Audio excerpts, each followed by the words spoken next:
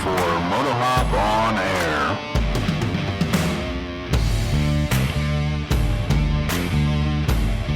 Welcome to episode 38.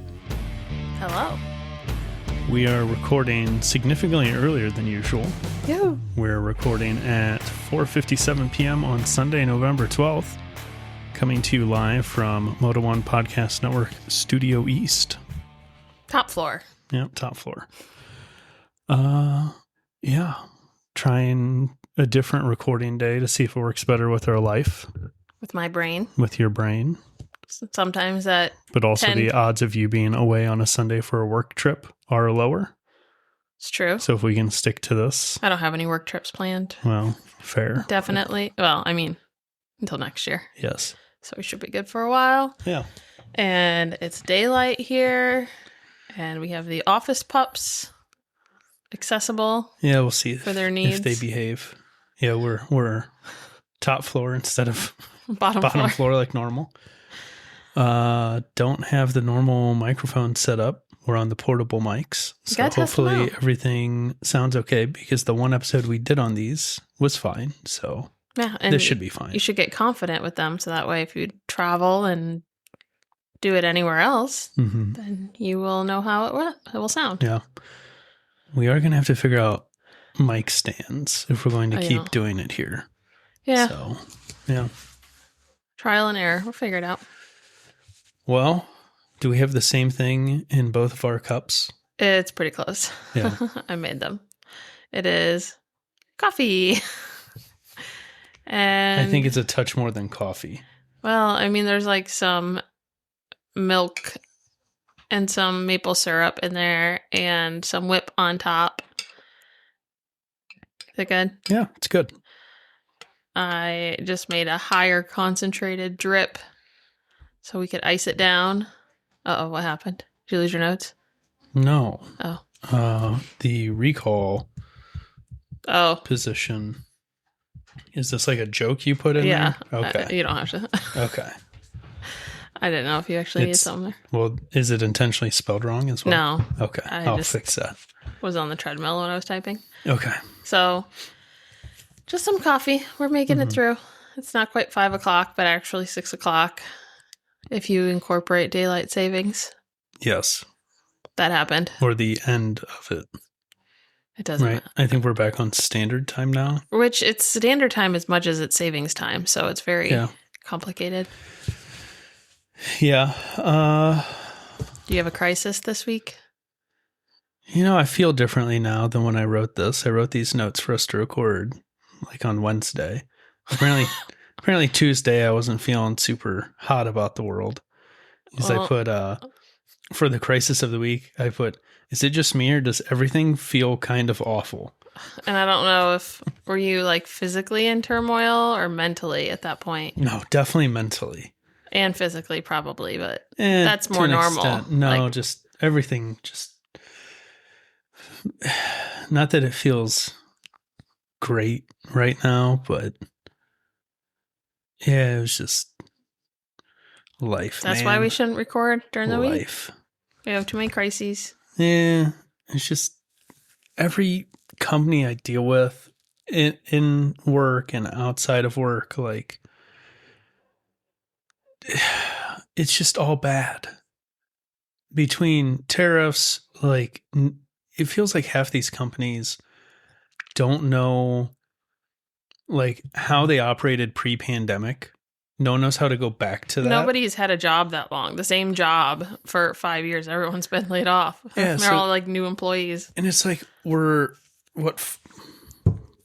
5 years-ish, depending on when we call the end of the pandemic out of it.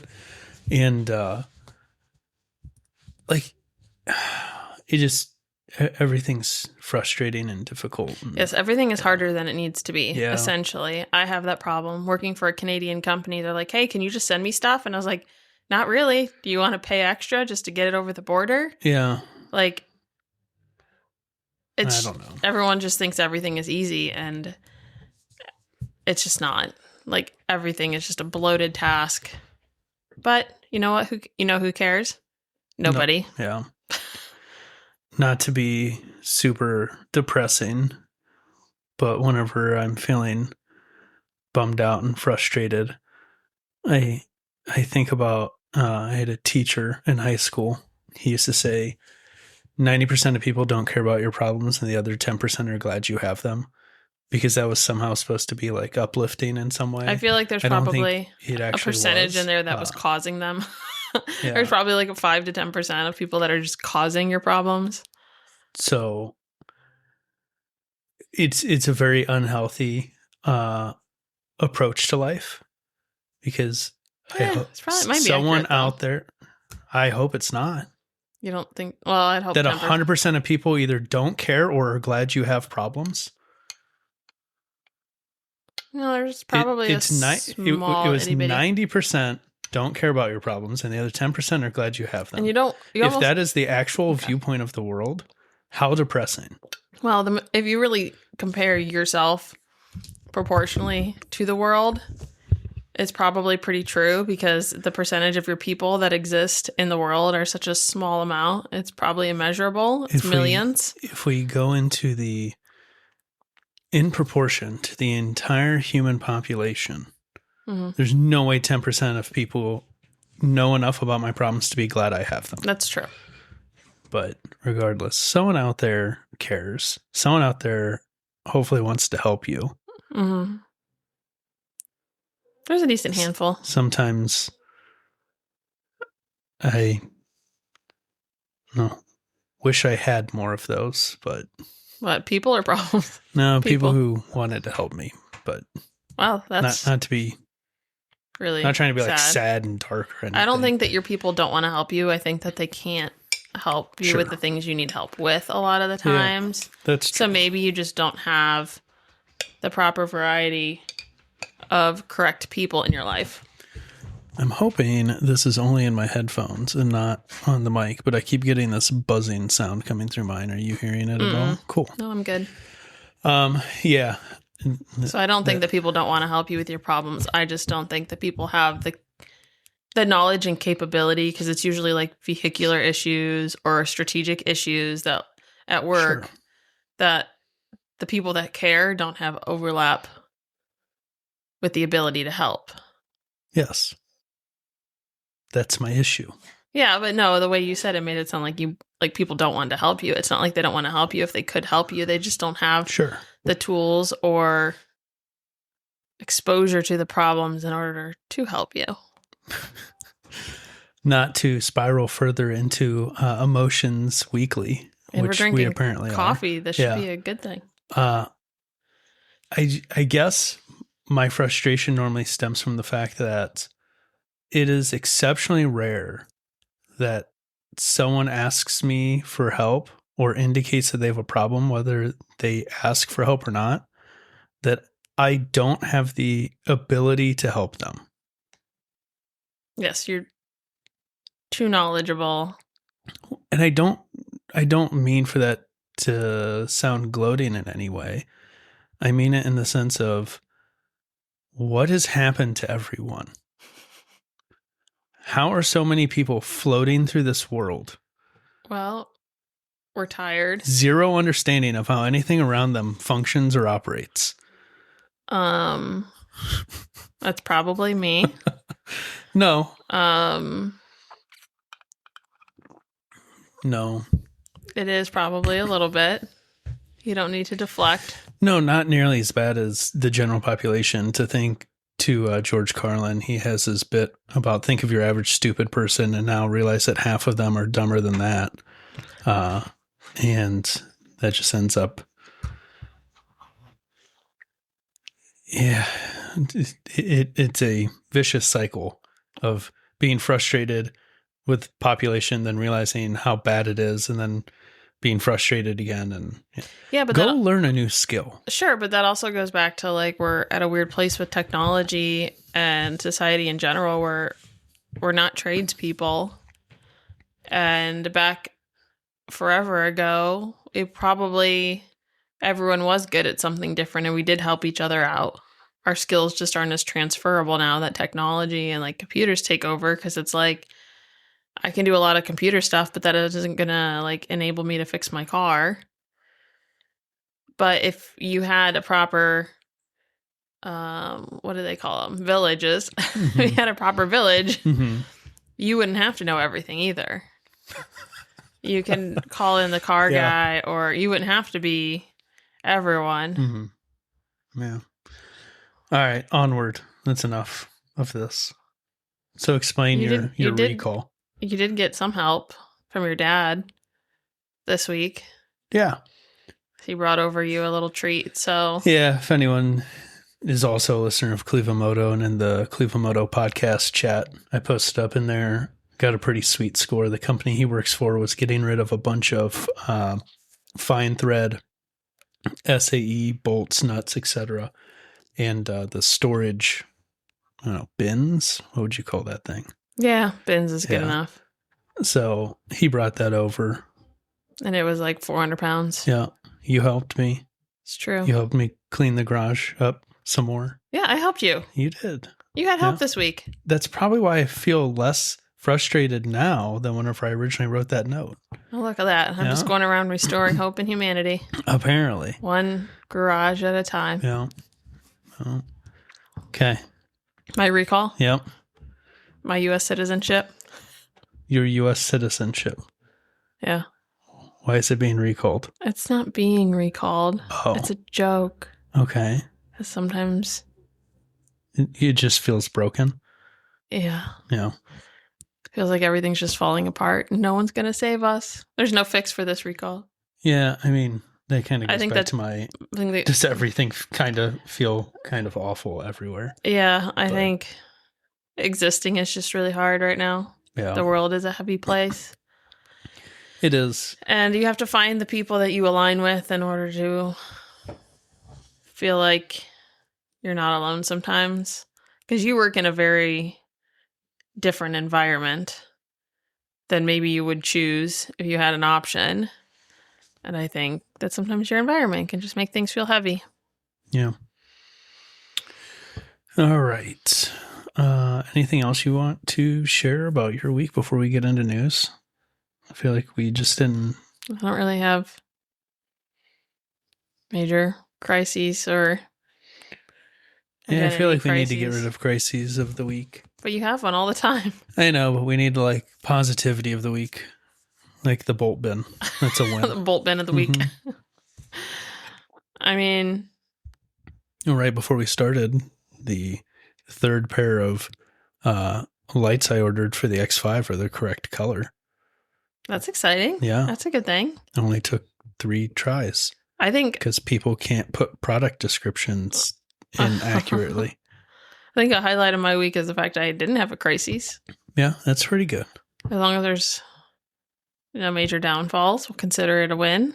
Yeah. The dogs are healthy. Yeah, they're doing pretty good. Yeah. I'm pretty happy. Yeah. You had put up that fence for them. I don't know if we ever talked about that a couple weeks ago. I don't know if we did or not. And they like going inside outside. Oh, yeah, they do.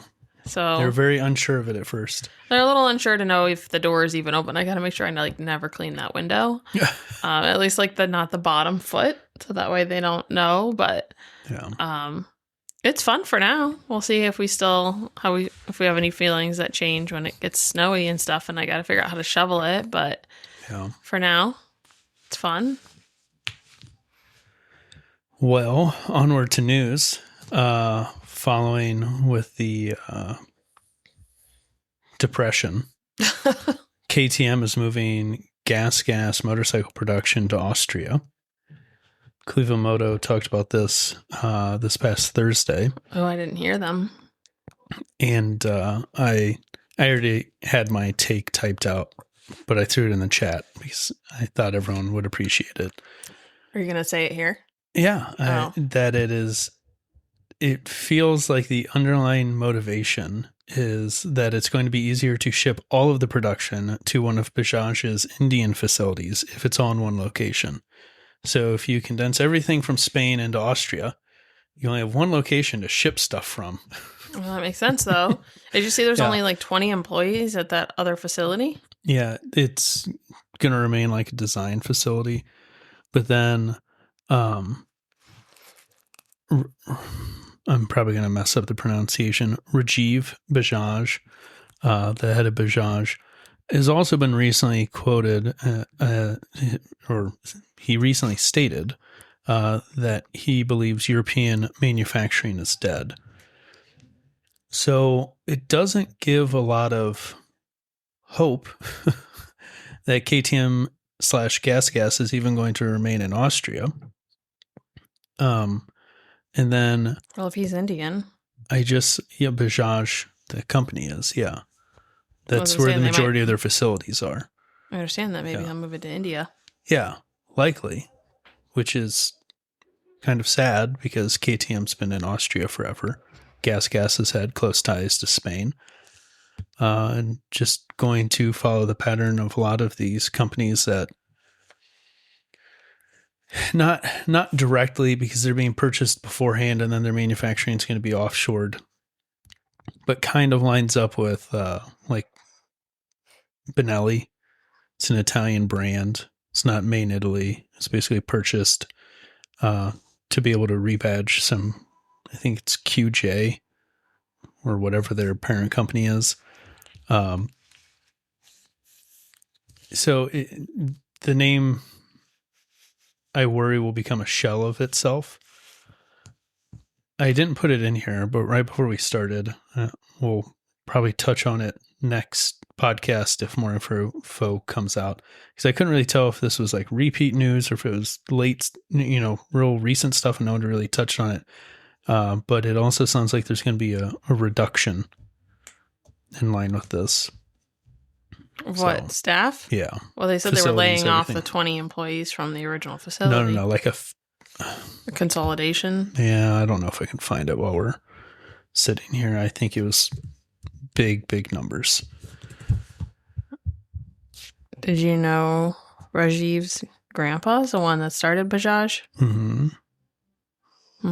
Yeah, it's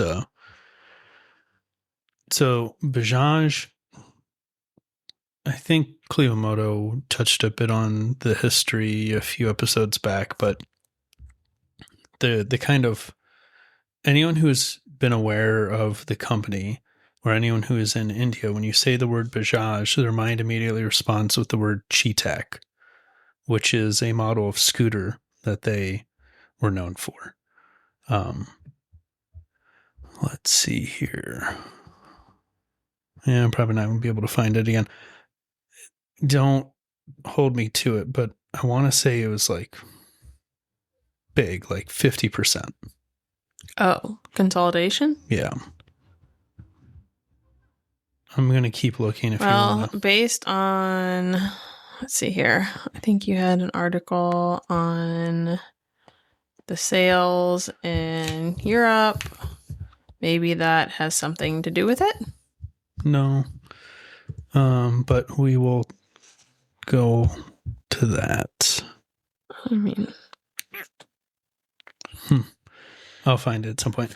Yeah, the European Association of Motorcycle Manufacturers says new bike registrations are down from January through September of this year versus last year. They're down about 50,000 units, which is roughly 7%. Did you read through that whole article? I mean, not recently. I know you refresh yourself on these much more recently than I did. That goes through some of the more like. You're talking country by country breakdown, or yeah, France, Germany, Italy, Spain, UK type breakdown. It doesn't go through like every country, but what did you say was a 7%? Overall, it was 7% down. Let me see here. There was a bunch of bigger decreases. So yes. It says Spain is the only market bucking the trend where registrations are up an impressive 11% year over year. Everywhere else, the red arrows. Italy is down 1.1%. UK is down 4%. France is down 12%. Germany down 24.4%. And then it went into the moped market, covered it across 6 countries. overall, it was down 16%. Germany is the only country that showed growth up 1%, which is interesting. Everyone else is sliding backwards. Spain down 3.4%. Belgium down 10.1%. Netherlands down 19.1%. France down 21.8%. And Italy taking the biggest hit, 27.3% of the moped market. Of the moped market specifically? Yeah. Interesting. So I didn't even know that mopeds were super Popular everywhere else? Yeah. Yes. Yeah, but then you also worry about the term moped being used because, at least in the US, it is very muddied. People will say moped means scooter. Oh. Because in a lot of states, a 49cc scooter qualifies as a moped, where it does not in the state of Ohio. I did find the article. So it's on Cycle World, but the whole article they have has been like different portions have been updated at different times. So, but it was towards the top of their recent news. It says updated October 30th. Bajaj aims to cut KTM overhead by more than 50%. Jobs, racing, and R&D are in the crosshairs. So we'll see if more comes out about that, but not promising. But with European sales being down, Yeah. you know, Especially up to 24% in some places. Yeah, although it's funny that they're not that GasGas might make a bunch of on-road vehicles over in Europe. I'm not sure off the top of my head, but in the US, they're primarily a dirt bike / enduro company. But if Spain is one of the markets that's up, to then be taking GasGas and shipping its production to Austria is kind of interesting. Maybe they're just not popular at home. Yeah, I wonder what the cause for that is. Cause for what? The decrease in sales. Is it money? Is it... Yeah, US is down. Yeah. Costs are up. It's not because the quality of the bikes is better and people just don't need to buy new ones? No. I don't know. I just felt it would have been nice if they would have included some of that. Well, it's all speculation. All they can do is look at the numbers and see the numbers are down, and then afterwards you try and figure out why they're down, right? But they've been up since the pandemic, right? This is the first major downward trend we're seeing. I also wonder what their weather was like. Since maybe they had really bad weather this year. Who knows? Maybe. Didn't touch on it. Do I? They didn't touch on it. No, because like I said, they're just reporting specifically on the numbers. Okay. AMA Hall of Fame has some new inductees. Dana Bell, Chris Carter, Colin Edwards, Joe... Why is this? Kopp? Yeah, Joe Kopp. Chad Reed and Ryan Young. Did you read into any of these guys? Not really. No? I saw the article, and I don't know any of these people. So they're all pretty much racers, except for Dana Bell, who is an industry advocate. It does brief them a little bit. Yeah. In the press release. Yes. Yeah. So if anyone's interested. Yep. Link will be in the show notes. I feel like they could come up with more flattering gold jackets. God, who are these made for? They're long on every single person in the picture. Yeah, they are a little long, aren't they? Yeah, they're kind of sloppy. It's like, okay, you're in the Motorcycle Hall of Fame. Here's a one-size-fits-all jacket. I mean, then you can order a bunch of them. Ugh. Right? And if someone really cared, they could have it tailored. Ugh. Yeah. The ADV Cannonball has finished up. I don't think we touched on it starting. But they ran from Kitty Hawk, North Carolina to the traditional West Coast ending point for cannonballs, which is the Portofino Hotel Marina in Redondo Beach, California. Ohio, represented in the podium positions. Jake Tome, or Tomey, not sure, from Cincinnati finished third. Thought that was pretty cool. So is this like I know we've talked about it before, but it's been like a year. Mhm. Do they only have this one chance to get this, or is it like, here's a map, do it all? Like, do they start and end at the same spot, like together, like a marathon would be? So I mean, I kind of would assume so. ish. This is structured like the scooter cannonball in some ways. So they have waypoints. The difference is they also have like optional non-highway or non-paved sections. And then there's a point system assigned.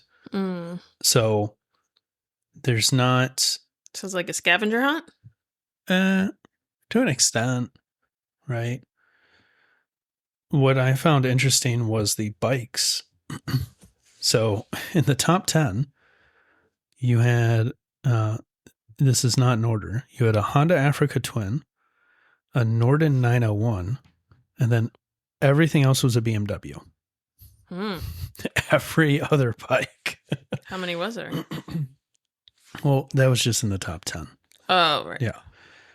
So they all were BMW Rs, 1200 through 1300s, with the exception of the BMW that took first place, which was an F900 GSA. So what BMW did they ride in the long way up? they didn't ride a BMW in the long way up. Long way round, long way home? Yeah. Which one? Long way round and long way down, they rode BMWs, and they were BMW R, I don't remember, 1100s, 1150s. So not these. Well, it's essentially the same bike. They just up the displacement, give it new features, and freshen it up. I just wondered if maybe it inspired people. Oh, 100%. Yeah, that long way round is arguably single-handedly responsible for BMW R series sales. What an influential group. Well, that's why it was such a big miss whenever KTM didn't opt to put them on KTMs. Well, that's their problem. So I was reading through some of the official like notes, and I noticed that they were putting little quips or what are they called? In high school, you get an award like best dressed or whatever. Superlatives, yeah. So on here, Mark Turner won the Ironman award. And they put broken leg and checkpoint crusher. So I just saw before we started. He broke his leg on the cannonball? That ADV Rider had an article up that came out since I went through and did the notes, and it was explained a bit more in there. So he broke his leg, totaled his BMW R1300 GSA, and still reached the finish line. Was he on the bike when he broke his leg? When he crossed the finish line? I'm not sure. They didn't explain that. I need more details. Well, you'll have to reach out to them. You can provide us with an update when they respond. But everyone is welcome on any motorcycle for this rally. Yeah. I went to the website. Coast to Coast Motorcycle Rally with an emphasis on overland GPS navigation, endurance, preparedness, self-reliance, and rider skill. Each day, competitors leave the official hotel at specific times, navigating by GPX track. What is that? It's a GPS file. Oh, so they like give them a file. It is like a scavenger hunt. Mm-hmm. They ride on paved and unpaved roads, to checkpoints, turning points, while enjoying a highly curated and painstakingly vetted route. Yep. So they did have 40 riders start. Almost everyone finished. Sounds like there's a couple DNFs. I feel like that's probably an accomplishment in itself. Yeah. 8 to 11 day ride between 3,000 and 4,000 miles. So it's somewhere between like 400 to 500 miles a day. Yeah, roughly. That makes sense. Yeah. You can enter the 2026 Cannonball if you would like. Ooh, they have the map already. Where are they running? They go from, let's see here. You think a green flag is the beginning or the end? Probably the beginning. They go from, it looks like Boston, almost straight across the U.S. to, I'm trying to figure out, Monterey, California, because kind of in the middle. Interesting. So you could always do these on your own if you really wanted to. They've pretty much charted you out a 2-week trip for you. They've picked your hotels and everything. This could be like the easiest vacation. I mean, outside of mechanical possible nightmare. This is literally a vacation already planned for you. Yeah. How much do you think it costs to enter? No idea. $1,000. Wow. But somehow it says $0. You can get a ADV badass cannonball sticker. I'm a little confused. There's stickers on here you can apparently get for $0. Maybe that comes with the... I don't know. I have to look into that. I mean... Kind of surprised it costs It says $0 and you pay 99 cents for shipping. You can get a sticker.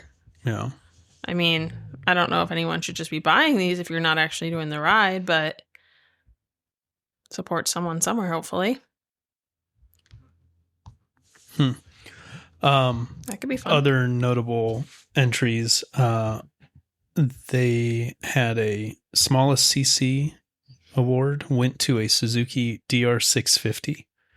So I think Speedy Pete from Cleveland Moto needs to go do this on a monkey. Yeah, I mean, technically there's no timing restrictions. And right? then, no. It says 14 days. I don't know if that, maybe they do end it so that way they don't have to worry about people after a certain point. Yeah. And then also Rider Magazine's Motorcycle of the Year, which is not a motorcycle. Someone completed it on one of those, or at least entered it. It was Can-Am Canyon Red Rock, which, how many wheels does a motorcycle have? I would assume 2. You would assume? Well, I don't know why you would be asking me this if the answer wasn't obvious. Yeah. Oh.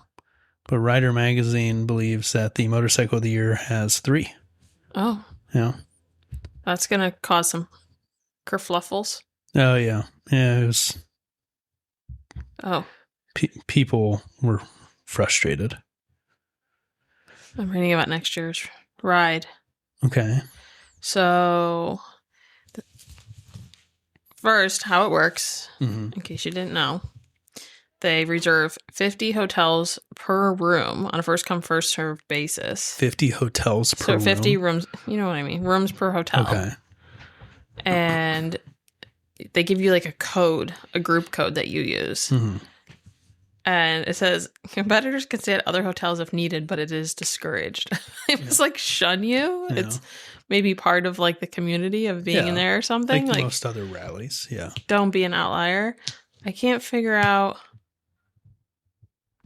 Oh, so there's a couple changes. First changes is they're now responsible for booking their own accommodations. And then it goes into talking about that. Second change, the 2026 pertains to the route. Competitors have demanded more miles and more difficulty. Well, it just wasn't hard enough for them. So they've introduced a bonus 35-point off-road checkpoint that they can do. Let's see here. Riders who choose to compete all paved road checkpoints and follow the route in its entirety will be rewarded with amazing motorcycle roads and stunning locations across the country. Let's see here. The 8-day, 4,000-mile ADVC route for 2026 will symbolically depart from Plymouth on the morning of Wednesday, September 16th. They will journey through at least 10 state forest and wilderness areas from Butler Maps Gold Motorcycle Roads. The views are breathtaking throughout New York, Catskills region. The first day will also rip through the Slide Mountain Wilderness, with the day's finish in the foothills of the Appalachians, overnighting in Penn State College. I don't really know how much of this people want to know, but it's kind of nice they already have it planned out. So while people are hyped, they can go and sign up from seeing this year's. It's still a little hard to wrap my head around $1,000 to enter it, but it's an experience, and I wonder what kind of support they offer. Plus, I wonder what the discounts is on those hotel rooms. So day 6 from Moab to Las Vegas. The off-pavement route is best suited for those who handled the previous day's sections without difficulty. Dirt and sand tracks run down the Bird Trail switch tracks. and through some canyons, through Hell's Backbone, Capitol Reef, and Zion National Parks. It's a friendly rotation. It is a friendly competition, not a retirement bagger tour. I'm assuming it means it's not going to be super easy. But that would be awesome if someone did show up with the bagger and won the day. Yes. This is the most challenging part of the day of the event, but stunning views of Monument Valley and the Valley of Fire and Lake Mead area will make it worthwhile. Never attempt any optional off-pavement stage in bad weather. Okay. If you haven't been arrested in Las Vegas, today's ride... Oh, okay. We'll head through west through Red Rock Canyon and Death Valley before noon. I don't know. It's kind of nice that they already have everything laid out, but I guess it would be worth looking into. 100 entry limit. Like I said, there's probably benefits to doing it with everybody. Willing to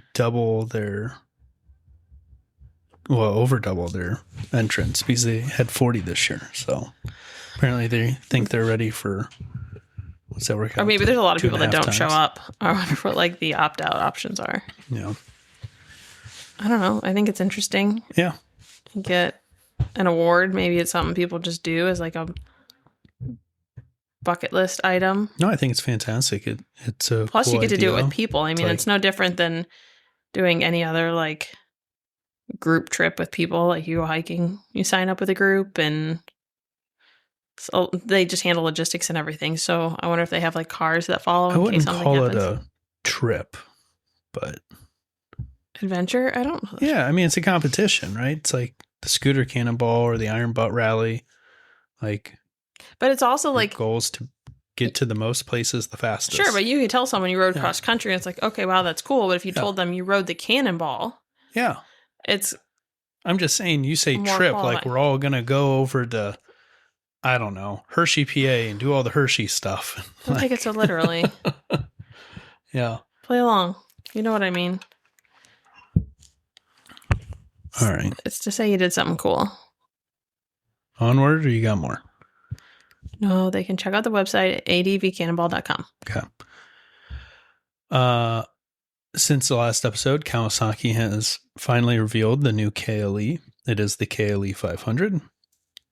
It has the 451cc parallel twin that I was expecting it to have. It does have about 8 inches of travel front and rear, a little more than 8 inches in the front, a little less in the rear. They're giving it a 21-inch front wheel, 17-inch rear wheel, and it's got a just under a 34-inch seat height. MSRP is $6,599 for the standard and $7,499 for the SE, which is the one most people are probably going to want because it comes with all the fun adventure goodies. It comes with a skid plate, the reinforced handguards, taller windscreen, and a few other bits. And it'll probably perform impeccably well on next year's ADV Cannonball. Wasn't the smallest one 650 this year, you said? Yeah. And this is 451? Yep. Why do you think it would do well? Because it's an adventure bike. Do you think it could keep up? Yeah, I mean, it depends on how fast those guys are actually riding. And so much of it, because this is styled like the scooter cannonball, is not really speed-based as much as like strategy-based. Mm-hmm. You have to look at what points or what checkpoints are worth your time when you look at their point value versus the distance you have to cover. Yeah, and just because they had bigger bikes doesn't mean they needed bigger bikes. No, the 650, I think, was like halfway through the pack. How many cc's does a monkey have? 125. Oof. Yeah, but again, you don't have to ride it to win. No, the challenge Like you would be said, like, do you it's a have trip. enough? Stop it. Do they have enough room to even like pack their luggage on the monkey? Yeah, he already rode it across the country like 3 times. Sorry, I didn't know. Okay. Maybe he doesn't need to spend $1,000 to do it again. I can't remember the gentleman's just go name. buy a sticker and say you There's did it. the guy who rode the monkey around the world. Did a yellow one. Yeah. Yeah, people ride small displacement bikes all over the place. I'm not here because I'm an expert. Well, I know. Just saying. You were asking. I'm saying a 125 Talk to me is like I'm 5. quite capable.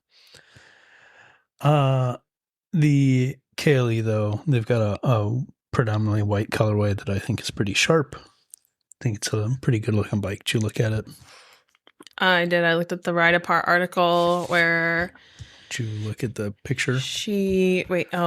No, never mind. This is the different article that I looked at. So you just posted links to pictures. There's no articles in these. You knew that, right? I intentionally posted a link to a picture I wanted to discuss. Oh, okay. Well, I looked at both of them expecting an article, and there was not. Nope. They were just 2 pictures. Yep. I had all the details typed out there. But yeah, I think the white colorway with the green accents, pretty good looking. Mm-hmm.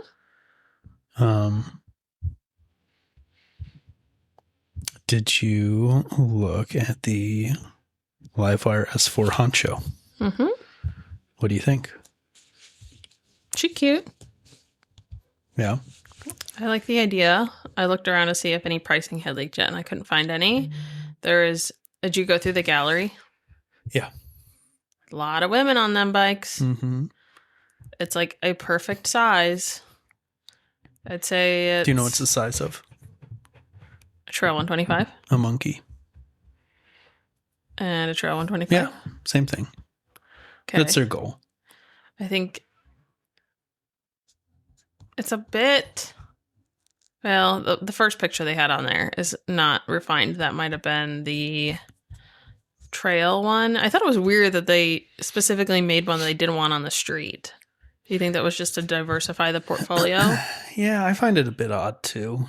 It's one thing to be like, it saves hey, them a touch of money. This is an off-road bike, but for them to be like, this is not allowed on the road, this is not made for the road, I thought was interesting. Unless it's just an opportunity to upsell. No, it's an opportunity to save money on their end because they don't have to put lights, turn signals, etc. on it. Maybe right? you should get one and ride the Cannonball. Yeah. That would be quite an interesting challenge. It could be done because it has the swappable battery system that it appears has come from Kimco. But so the pre-ship Livewire, a new battery to each hotel's pre-charged. Yeah. The S4 Honcho, there was speculation that this was going to be a large bike that we weren't going to see for a while because Livewire had laid out what their intentions were for their S platform naming scheme. And the S4 platform was supposed to be for long distance, larger bikes. And it's not. It's going to be 125cc equivalents, essentially like the Monkey or, like you said, the Trail 125. They are doing a trail variant and a street variant. They're going to debut at EICMA. Like you said, no idea on pricing yet. I saw somewhere they're saying less than 5. I think it has to be to have a chance, right? Because it's essentially the most popular bike in that category is the Grom, right? So if it's going to do Grom-like things and not say Honda on the side, it has to be priced accordingly. Right? The comments are optimistic. There's only 3. But 2 of them are pretty good. Never thought I'd say this, but Livewire might have the best electric motorcycles out there. Removable batteries are great. The mini bike market is huge. The scooter market is huge. And the S2 line make great fun riders. And the S1 is still one of the best electric motorcycles on sale. I hope they bring the same energy to their upcoming small and medium displacement Harleys. Next comment is the Honcho is actually interesting. Yeah. If it is cheap, it could sell. Which I agree. Maybe Harley will regret if Livewire passes them up in sales and popularity because they're already doing the thing that Harley failed to do, which was diversify. I mean, Harley ultimately doesn't care. They still own it. It's just well, that's fine, but they lost the direct affiliation. I guess they could always rebadge if they got jealous. They could. The thing that I find interesting is, like you said, why not give a street legal version of the Trail? Because I look at it and the first thing I would do is order the bits from the Trail, do the high mount fender, do the street rear fender versus the Trail rear fender is purely just the difference of taillight and where the license plate has to be positioned for DOT. But I really hope that the frame colors are not tied to those variants. Yeah, that green one's really nice. It is. But I like how they have the word Honcho written on the side of the seat, because that feels very Honda Monkey-esque to me. Yeah, it gave me Honda. Yeah. But yeah, swappable batteries. We don't know a ton yet. They're debuting at EICMA with a bunch of other stuff, including the S3, or sorry, is it? Oh, this article says it's S2. I thought the Maxi scooter was part of S3, but motorcycle.com has it titled as the S2 Maxi scooter. We'll see. The S3 platform was the one that was being co-developed with Kymco, which I'm a little confused why the Honchos weren't rolled into the S3 platform, because S3 was targeting smaller bikes originally.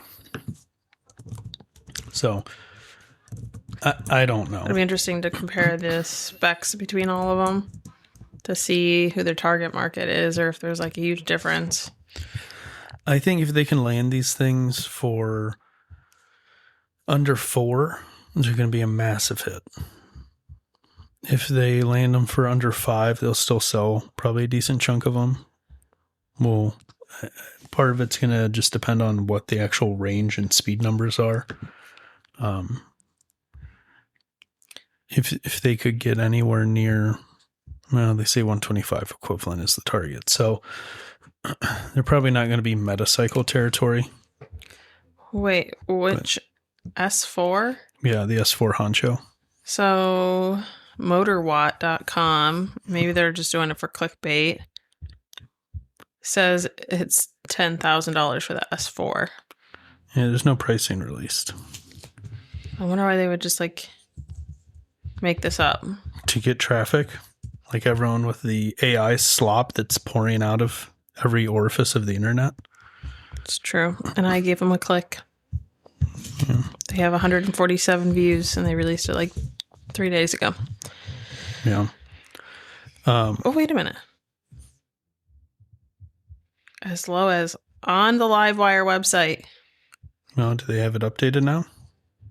I just got a preview and I'm going to the website to make sure it was like an accurate like preview. Let's see here.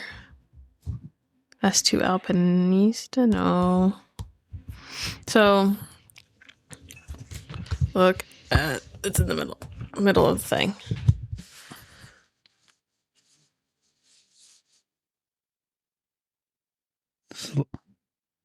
No, S2. Yeah, S2 models are as low as 10. This is an S4. I thought they were all coming out at the same time. They just had numbers based on like strength or something. So what is... They're different platforms. So the S2 is the current lineup with the exception of the Livewire 1. So that'd be the Del Mar, the Mulholland, and the Alpinista. Then the Livewire 1 is on the S1 platform. The scooters I thought were going to be the S3 platform. The Honchos originally would have fallen into the S3 platform based off of what they said the platform division was going to be, but they've now been rolled into the S4.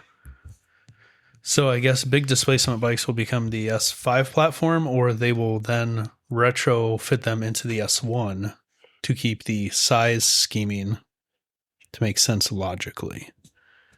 Scrolling the Livewire site, no pricing. Yeah. You said it's just in a few days, EICMA? Mm-hmm. Yeah. EICMA, I think we are 2 days away, roughly. Thursday. So should we make like a list of all the things days. we need to check in on? The whole industry. All the things. Yeah. Livewire for sure. Everyone drops all their new stuff, so it'll be interesting. Is there one place you can go for all that information, or do you have to go to like each right manufacturer? Here, check in to the next episode of MotoHop. Oh boy. No, the whole internet. But does anyone do like will EICMA have announcements on their website, or do you need to go to every manufacturer individually? Well, every big motorcycle media outlet normally does a roundup. That's true. Okay. Cardo has some new helmets. Mm-hmm. What did you think of that? I think they should stick to making Bluetooth communicators. But there's Bluetooth communicators in their helmets. Sure. Are they a helmet company or a Bluetooth communicator company? Why not both? Because I'm a grumpy old man and it's going to be a while.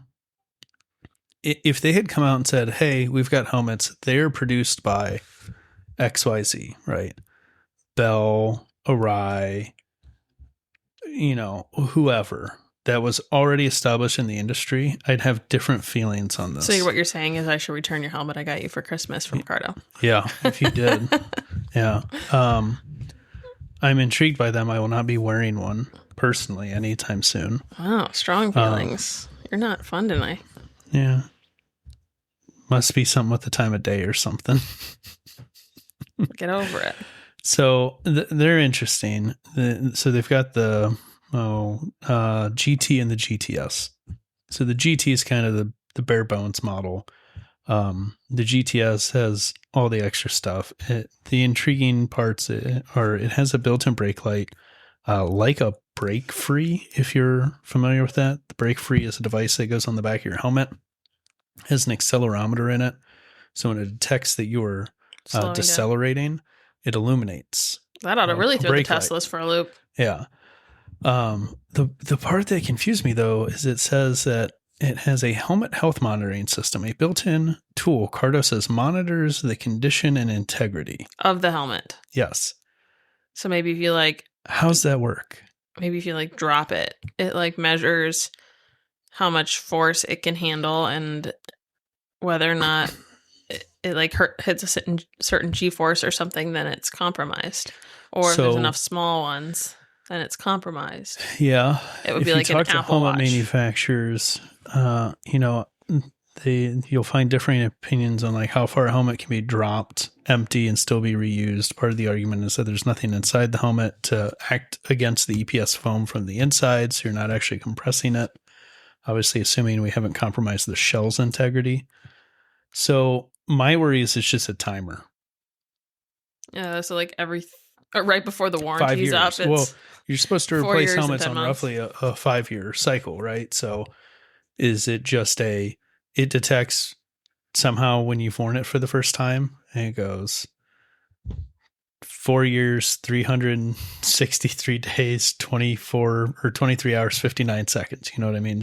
I wonder how that would play in legally if you got in an accident and you weren't there's no probably conditions if you buy a helmet. That's an interesting point. Okay.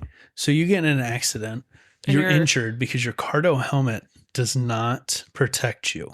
Mm-hmm. They're like, oh, but look, it's compromised. Does Cardo come to court and fight you and say, well, you can see right here that the integrity system of this helmet says that this helmet was, like you said, compromised. Would you have any weight in court? You think anyone ever sues a helmet company because they weren't protected? How do you even really? Yeah. When you sign up for something, it's kind of hard to know that didn't do its job. Because if it didn't do its job, you might not be alive to complain about it. Yeah, but your family might sue them because you aren't alive. Right? But now, if they're the only ones who understand how this black box system works, they're the ones who can use it to their leverage. I wonder how valid that would be in court. It's like the Tesla too much of a good thing. Autopilot system where I don't want to say anything definitive.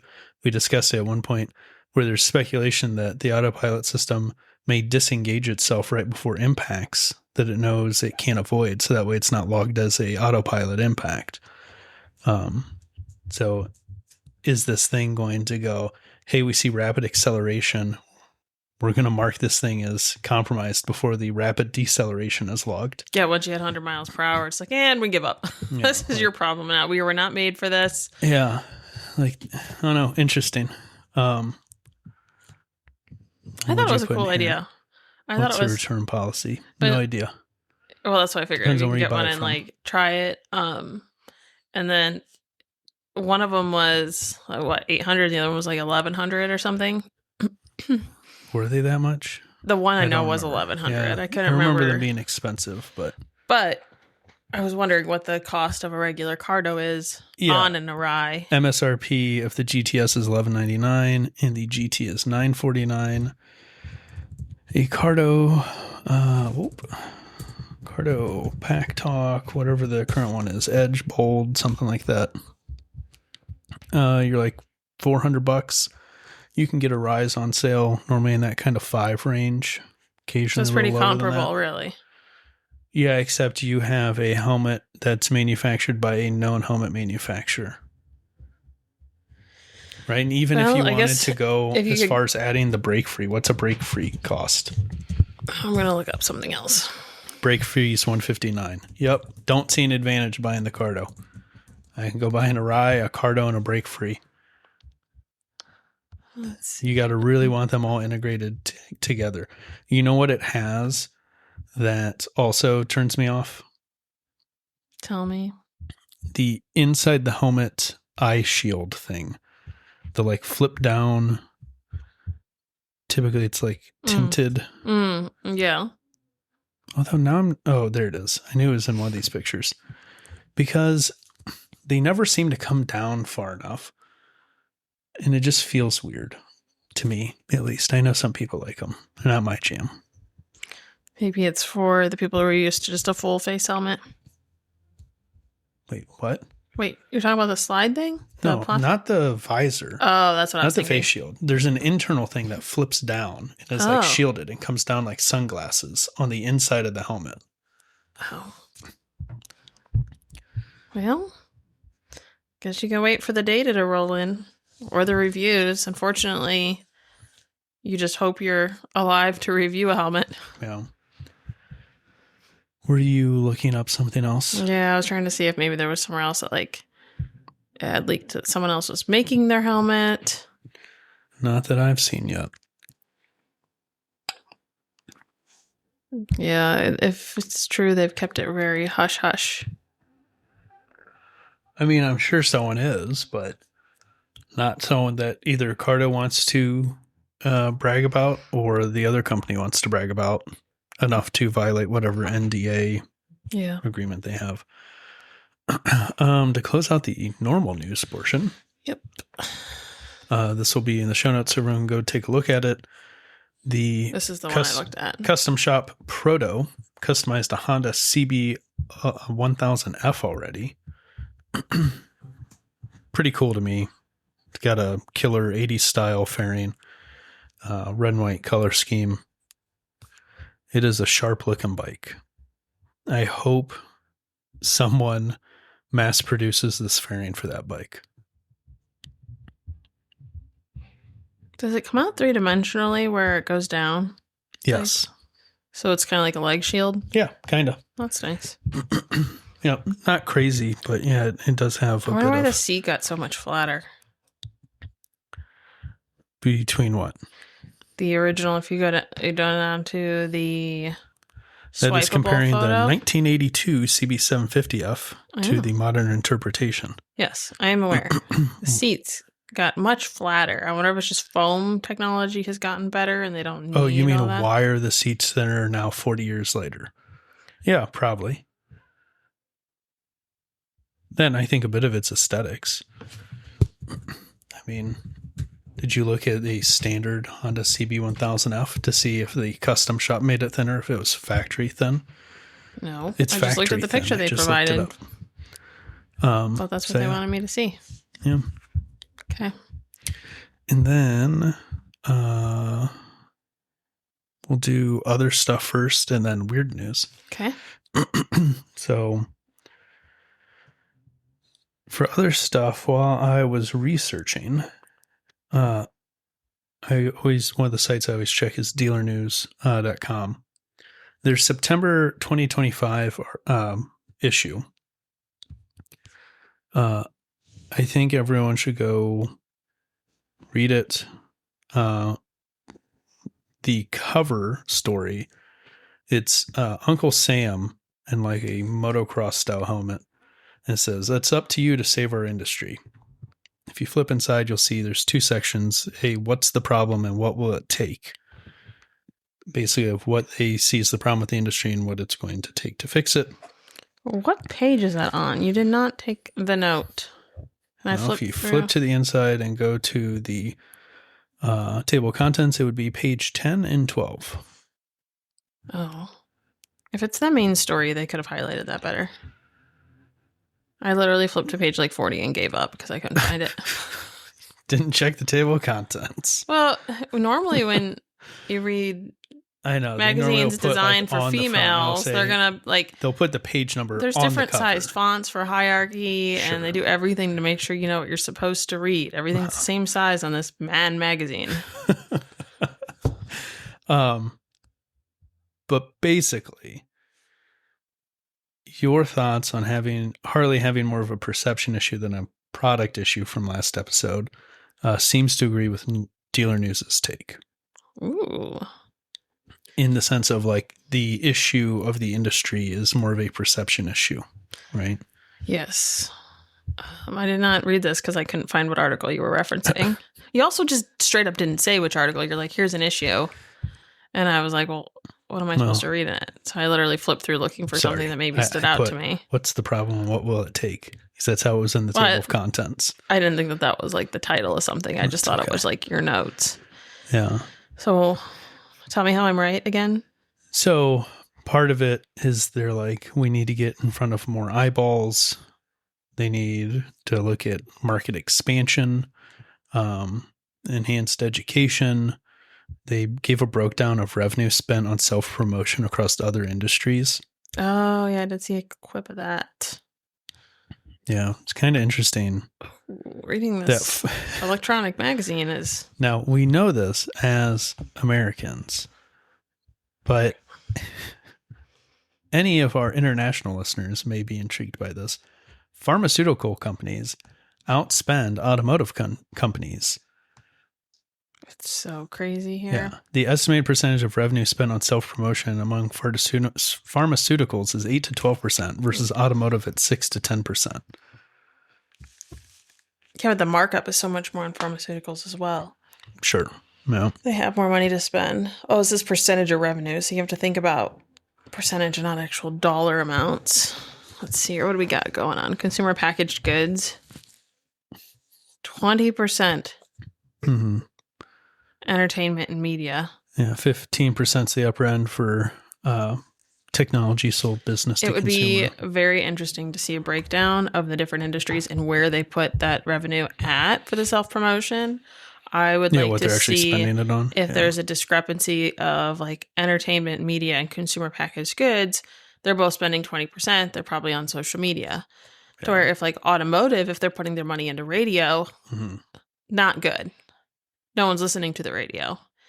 But I also could see that the people running the majority of automotive companies are likely older males, are not going to be as in tuned maybe with faster up and coming media channels like TikTok. So it's also interesting. Technology has such spending 5%.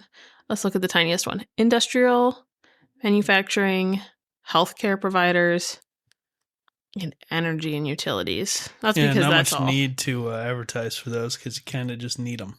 Yeah, like the energy and utilities, it's kind of like, well, you kind of got to figure it out on your own. Like everything's, how do you say, like jurisdictioned?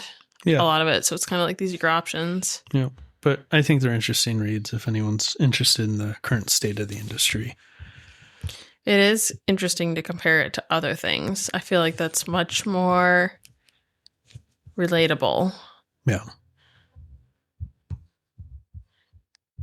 You got more to add, or can I move on? There was a quick reference in here about ChatGPT. Yes.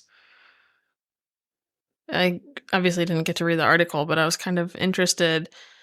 Yeah, it said, in what it's... if we read the first portion of the first paragraph of what will it take, there was plenty of intense discussion when the team decided to tackle the issue on how to expand the industry. Then the smartest guy in the room chimed in, ChatGPT. Ugh. So, Yeah. Well, we can speak more on that at some other point. I don't know. It's interesting as the end of the year stuff comes up, though, too, to see some of these numbers and be like, why did it happen? mm-hmm. And marketing's one of those things that you never really know what works. Mm-hmm. So you can't really say, like, this worked or this didn't work. I have so many good marketing phrases that I love and you hate hearing. Oh, God. Are you gonna... We're not talking about camels, are we? No, not the camel one. Thank God. 50% of your money is always working. You just never know which half. Yeah. Right. I mean, if you're lucky, 50% of it's working. Yeah. I mean, that's probably, I bet you 50% of statistics are made up. No, 80% of statistics are made up on the spot. Yeah. All right. And then we're going to cap it off with weird news. Did you watch the video?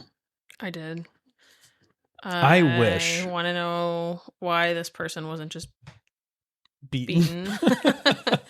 So a Tesla driver drove on to a live racetrack. I just want to punch him in the full of face. Motorcycles. Travel through life with the confidence of this Tesla driver. Maybe this is the perfect full circle for your sadness.